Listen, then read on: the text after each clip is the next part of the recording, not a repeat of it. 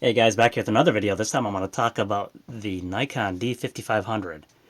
It's Nikon's entry-level DSLR camera. It's not their cheapest one. They have one below this called the D3400, but does not have the flip-out articulating touchscreen, which I really like. And that's why I chose this one. And most of the cameras that I show you or review, I've bought and owned and used myself, so they're not test units that are sent to me. I've actually had some experience with them and some shots that I've taken. So basically, the D5500, they have a D5600 that just came out, and there's not much difference between that, and it's not even offered in the US. I think it uses the full snap bridge and pretty much, that and one or two other options, but D55, D5600, pretty much the same camera. So basically, the highlights of the camera, really quick, is it does shoot in 1080 60p, which is nice. The Canon T6S does not do that. It, as mentioned, has a fully articulated 3.2-inch touchscreen with 1.04 million dots, which is nice. And it is Nikon's most compact and lightweight camera. In fact, it's probably one of the, if the lightest compact digital SLR out there.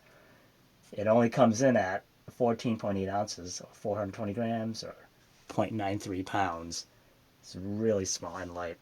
Just to give you a size reference here, this is the Sony RX100 Mark IV, which is a small pocketable camera. But as you can see, it's pretty small. I don't know if that's a good representation, but... So yeah, I mean, for a DSLR, it's pretty small. If I close this down, it even makes it more compact looking. So there you guys have it. So in terms of the size, my whole hand covers it. Definitely compact, lightweight. So if it's lighter and not as heavy, you're probably going to be more likely to take it with you. It does have 39 autofocus points with 3D subject tracking, which is pretty cool. At this entry level, that's pretty impressive to see. I believe that the Canon T6S has 19 points, but they're all cross-type, which is nice. I'll get that in a second here. And it is a 24 megapixel DX crop sensor camera, APS-C, with no optical low-pass filter. And what's important about that is it means that the images are going to resolve as much detail as the sensor will allow.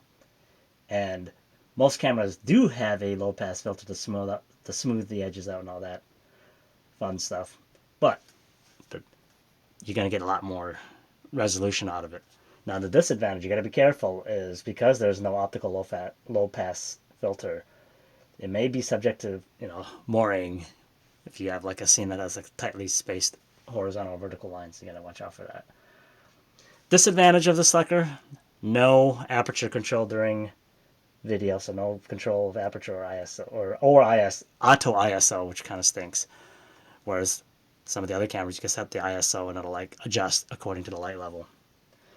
And of course, there's no aperture control.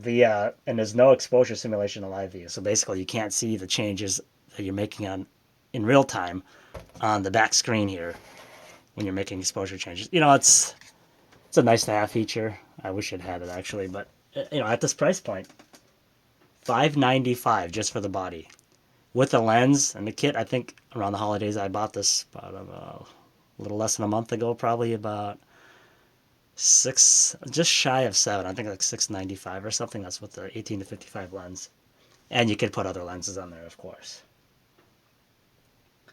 But yeah, I really like the camera. It's lightweight. It's got a lot of high-end features.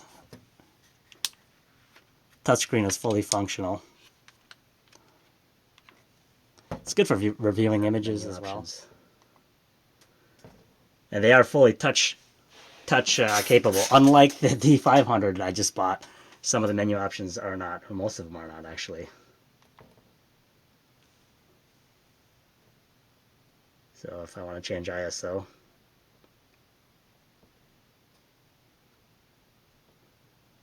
all that fun stuff, so it's actually fully functional. Nice to see.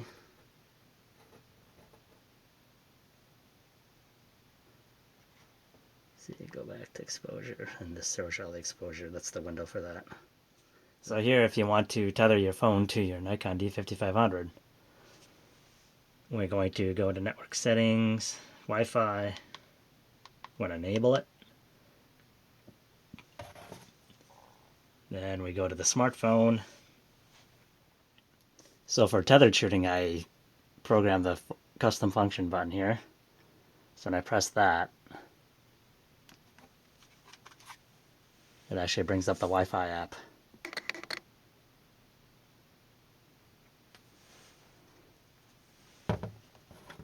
And from there, I go to settings.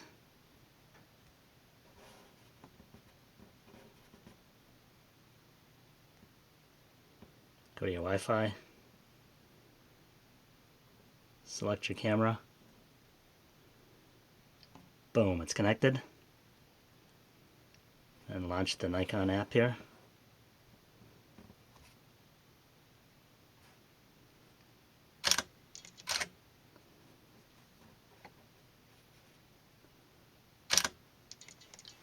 And there you have it, I'm tethered.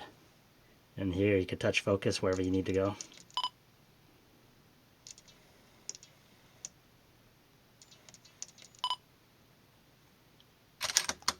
Take the photo.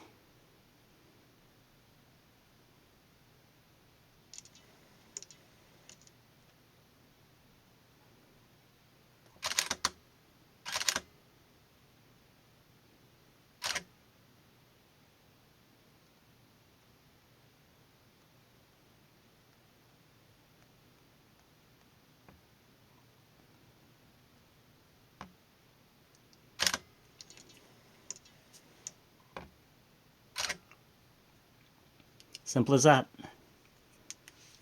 No snap bridge quirkiness to worry about. You have to do for various function dials. Now that doesn't have a top display. The Canon T6S does have a display, LCD display on top, which is nice, but this one does not have that. Let's see what else we got here. Focusing. Memory card just lives right there.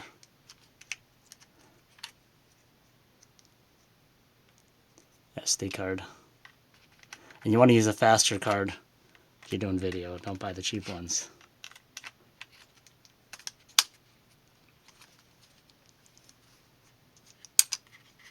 Battery compartment. This is a smaller ENEL 14 series battery.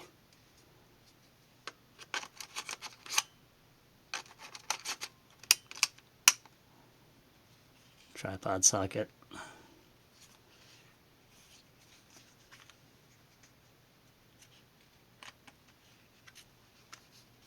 Got the ports there. Let's see how that focuses in there. It does have a mic input jack, but no headphone. I guess it would be nice to have both so you can monitor your audio, but definitely audio plugging in the microphone is nice.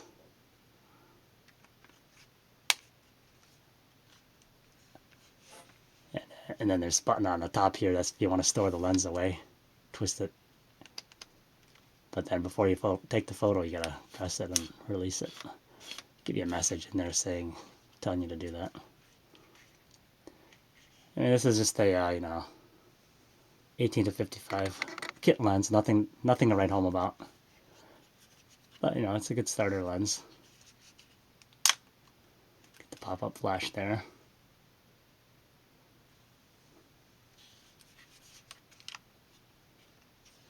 Again, I mean, I call this the red eye factory machine, because basically if you use this flash on people, direct flash in low light, since the flash is so close to the axis of the lens, the red of the blood vessels reflect back, and yeah. And you can't use that to control there's no commander mode and all that fun stuff on this series. Compared to the Canon T6S that I mentioned, which is its closest competitor, they both came out about 2015 of last year, about February-ish. So the Canon T6S, or also known as a EOS 760D outside the US, that thing comes in at 19 ounces, or 1.25 pounds, whereas the Nikon D5500 is only 0.93 pounds, or 14.8 ounces. 14.8, 19.93. There's a difference. It's a little heavier. I picked this as my, general walking around camera. If I don't want a, this will almost fit in my coat pocket, especially with the lens retracted down. It's about the size of a, some of those micro four thirds, like the, I think the GH4s might be a little bit bigger than this. Or even my Panasonic FZ200. It's about the similar size. So you're getting a lot for your features for the money. Alright guys, hopefully you enjoyed the video. I'll give you some guidance on what to look for. And I'm going to do a series on, getting to know your DSLR. If you're a first-time DSLR user, I'm going to explain shutter and aperture and all that fun stuff, and you're going to see more of this camera. Alright, Happy New Year, and happy shooting. See you guys.